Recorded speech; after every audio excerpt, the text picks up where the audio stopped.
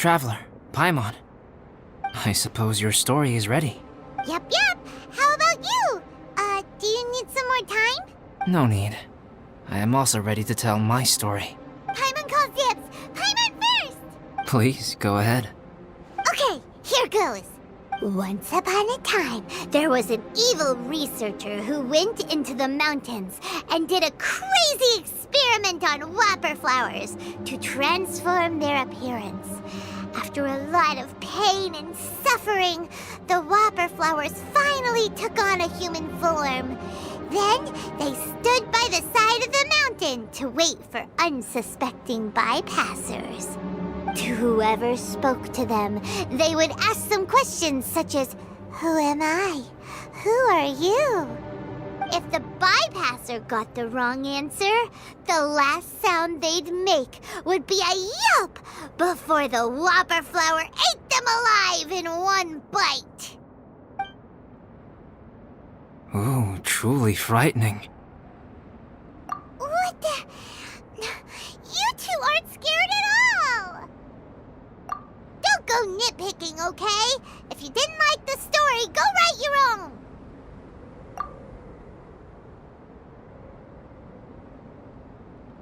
In other words, the whopper flowers would ambush and then completely replace their victims. And then what? Go back to where the person lives? Enter their home? Eat their whole family?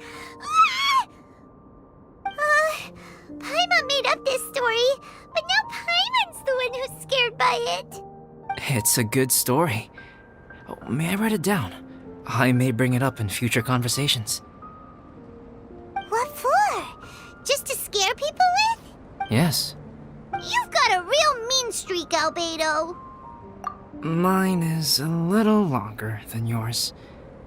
It starts with an alchemist. A great alchemist once created Subject 1. Subject 1 was her proudest achievement, and successfully blended into human society. No one ever would have thought that this friend of theirs was in fact a synthetic human. However, unbeknownst to Subject 1, the alchemist had tried the same experiment many times before he had come into being. Some of the rejects from failed experiments had been discarded, but had not died. Subject 2 was one such failed experiment. He was swallowed by a great dragon that came to rest upon a snow-swept mountain. Many years later, he was resurrected by the dragon's mysterious power. He saw all kinds of people on the mountain, including Subject 1, who had somehow miraculously blended in among them. Never in Subject 2's wildest imagination had he thought it possible for experimental life forms such as they to deceive everyone so successfully. He saw the way humans accepted Subject 1 as a friend, witnessed their affection as they addressed him by name. This was what Subject 2 wanted. Now, all that Subject 2 desired was to replace Subject 1 and take the joy of his existence for himself. This is giving Paimon the chills. So scary. Subject 2 began to unfold his plan. He stole Subject 1's books and notes and studied all that Subject 1 had learned from the alchemist. Subject 2 was highly intelligent, and he learned quickly. He changed his face into an exact replica of Subject 1's face. Then, he found a plant with mimicry capabilities and transformed it using dragon blood and alchemy.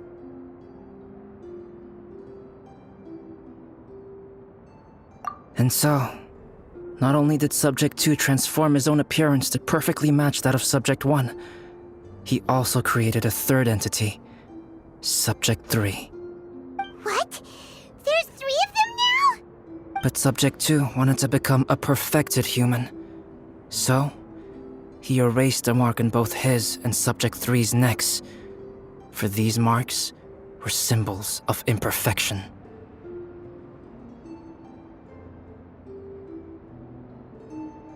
In my view, it was probably a subconscious act, an instinct. He so desperately craved to become a perfect human being that he forgot something. Human beings are defined by their flaws.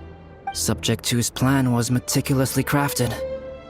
Subject 3 would draw Subject 1's attention. After Subject 1 disposed of Subject 3, he would assume the threat had now disappeared and would let his guard down. The next moment that Subject 1 was alone, Subject 2 would make his move. He would eliminate Subject 1 and become the only one remaining. He would secretly replace the Subject 1 of everyone's memories and inherit his identity, residence, clothing, sword, name, and friends. People would have no idea that the individual they knew had become somebody else from one day to the next. This is way too scary. Paimon's never gonna be able to trust anyone again. But just before Subject 2 could carry out his plan, a unique stranger entered the mix. Subject 2 tried to make contact with this person, but found that they could somehow sense he was different from Subject 1. What's wrong? Are you scared? What happened then? What happened to the stranger? He became a new stage in Subject 2's plan. One more person that Subject 2 had to dispose of. It's as if there were 3 identical roses in a garden. Only one of the 3 was a fine specimen, while the other 2 were defective specimens that bore poisonous thorns. In all the world, only the gardener who tended to them could tell which was the good specimen. People do not like poisonous plants. Only a perfect rose can fetch a high price. If the inferior specimens wanted to conceal the fact of their worthlessness, they would have to take the gardener out of the picture, using their poisonous thorns. This is exactly what Subject 2 was thinking. So, he hid in the shadows and waited patiently. Maybe soon, he would get his chance to become truly human.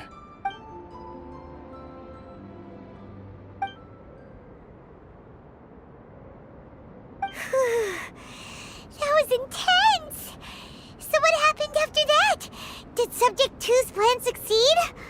Paimon can't bear thinking about it. Fortunately, it is just a story. And even in this story, Subject 2 did not succeed. But you can never let your guard down on Dragonspine. Monsters mutated with Duran's power and blood are also creatures of Rhine-Daughter, just like me. You must beware of all such creatures. I'm glad to hear that. It's okay. I know what I am. You and I are both different, so there is no need for me to hide the truth from you. The only thing is that sometimes, when I think about how mighty the power of alchemy is, I feel so small.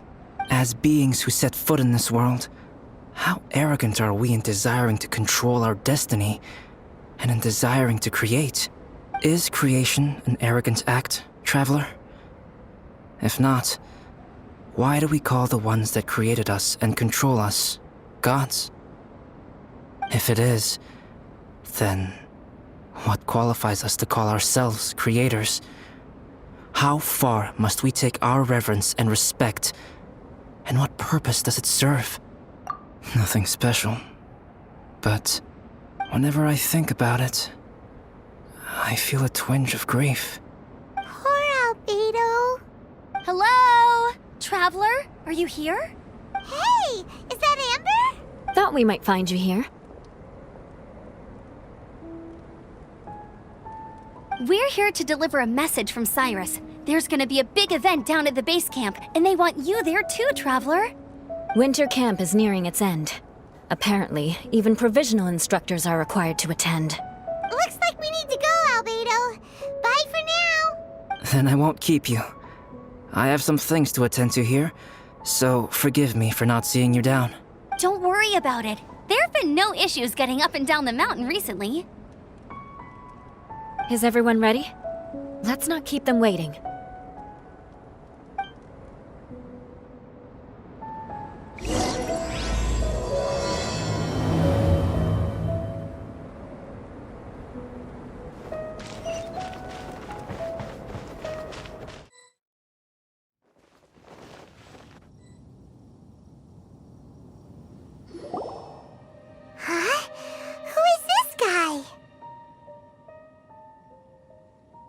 Allow me to introduce Yozerf. He's Joel's father. Dad, this is that traveler I was telling you about.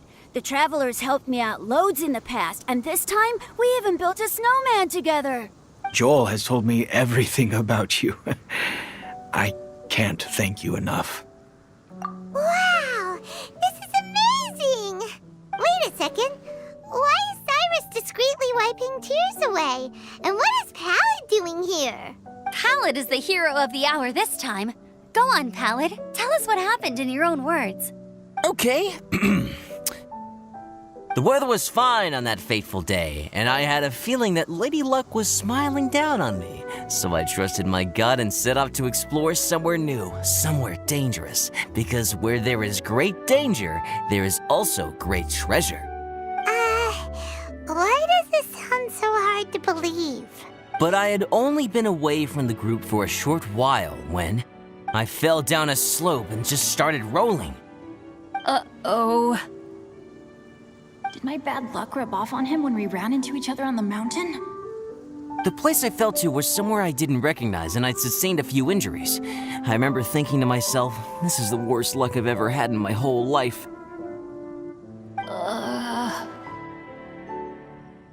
Then I met Yozerf. He'd heard the sound of me falling and came out to see what was going on. Huh? Wow, so it was completely by chance then. I thought he must have been someone from the Adventurers Guild here for the event, but after a few words of conversation, it was clear that he was having memory problems. He didn't even know his own name. The temperature was freezing, and there was no time to deal with all that there and then, so I convinced him to come back to the camp with me and figure everything else out after we got there. We got back to the camp, ran into Joel, and the moment he saw him, he froze for a second with this completely stunned expression on his face, and then he started crying out, "Dad! Dad!" That's when Yozerf suddenly started to remember.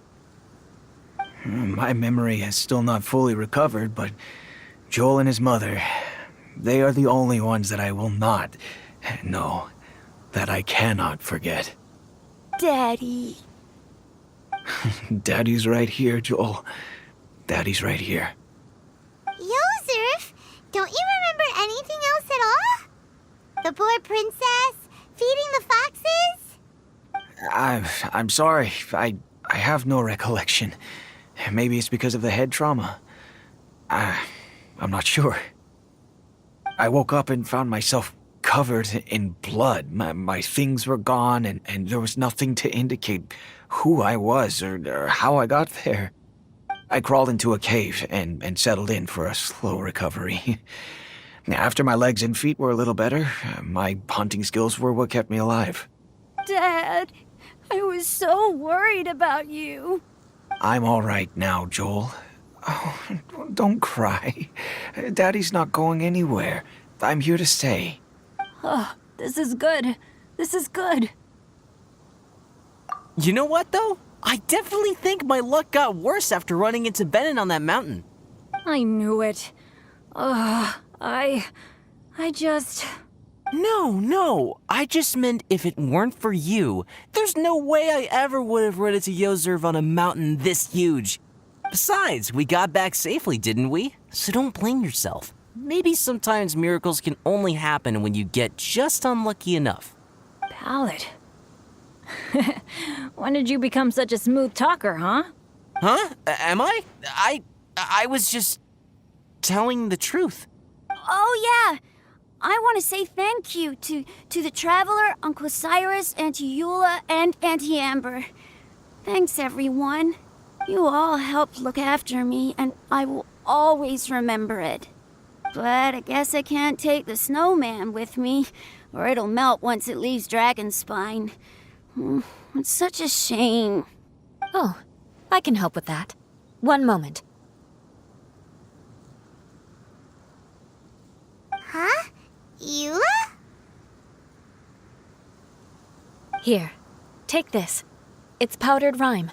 Just add it to your snowman, and it will never melt. Wow! Really? Oh, this is awesome! You're the best, Auntie Eula! Dad, I have an unmeltable snowman now! How cool is that? How can I ever repay you all? Thank you all. Thank you from the bottom of my heart. Dad, I want to go move the snowman.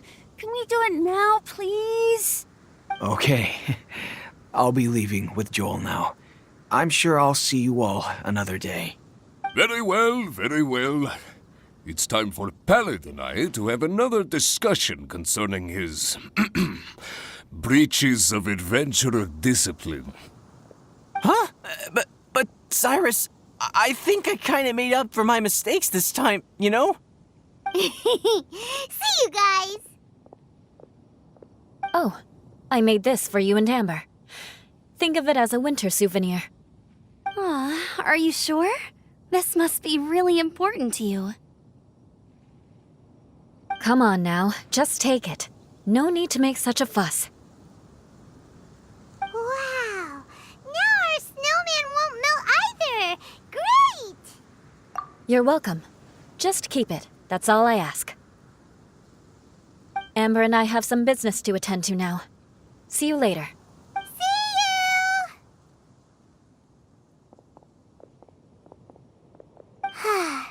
Everyone's gone. Seems like they've all got their own stuff to do now. Oh! You know what? We've been on Dragonspine all this time, and somehow Paimon still forgot to ask Albedo about how to make a fruit juicifier machine that could keep the juice fresh.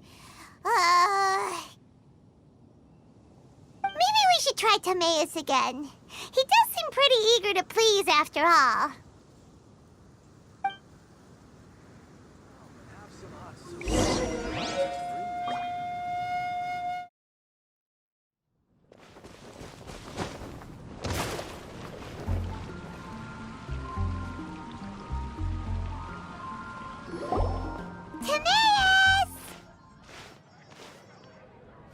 Traveler and Paimon, what can I do for you? Wait a minute. You've got that mischievous look on your face.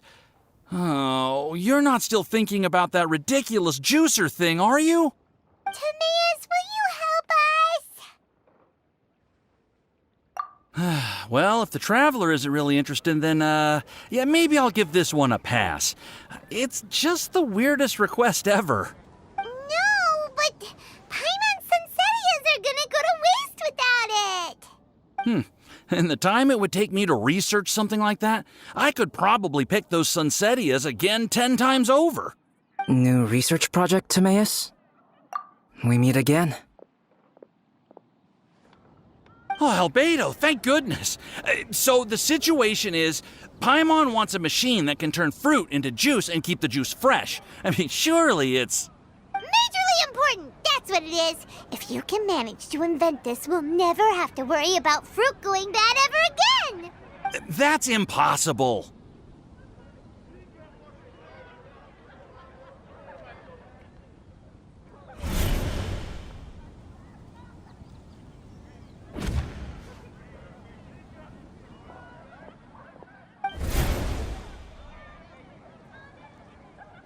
Turning fruit into juice is not hard, but keeping it fresh is more difficult. But if you simply want to keep the fruit from rotting, there are many ways to achieve this. Right, Traveler?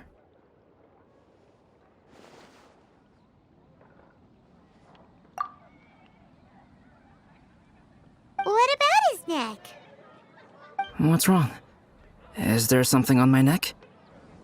From the look on your face, it's as if you thought I just played a practical joke on you that was in exceedingly poor taste.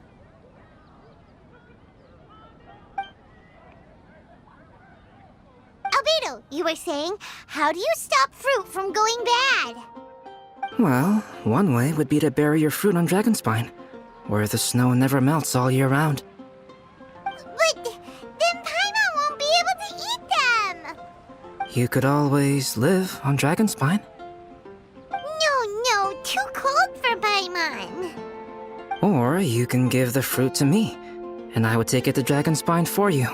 But since you don't like the cold, you'd have to send someone else to pick them up when you want them. This is where you come in, traveler. Suddenly sounds a lot more feasible with other people doing all the work. Okay then, shall we go with that idea? Fruit buried on Dragonspine will stay fresh for much longer. However, it is also possible that the fruit will sprout and grow into fruit trees. Who knows? Maybe the next time you visit, it will have grown into an orchard. You can water the trees, add fertilizer, and when they finally bear fruit, you will have some fresh sunsettias. No way! Then Paimon will have to be a gardener. That's not the goal here. Oh? Well, I don't think being a gardener is so bad.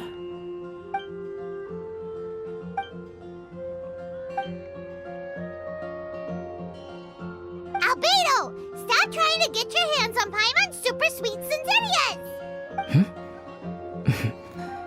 It bothers you, does it? Of course it bothers Paimon! They are the rarest, super duper sweetest Sunsettias ever! And they're not for you! Okay, but they're just Sunsettias. I think you're only so attached to them because you don't have much fruit of this quality in your possession. When someone's pockets are full and their spirit is fulfilled, they don't easily fall prey to this kind of yearning. Really?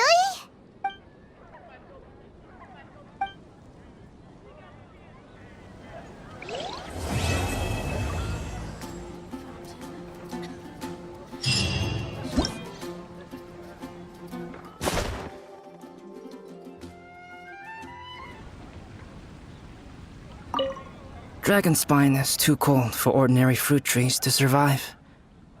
If, one day, Dragonspine did become home to gardens and orchards, there would be more reasons for people to visit. Perhaps a little life is the key to attracting people. Life may exist in all kinds of unfathomable forms, and in all manner of unthinkable environments. Mysterious, yet tenacious. Perhaps this is what makes life so special.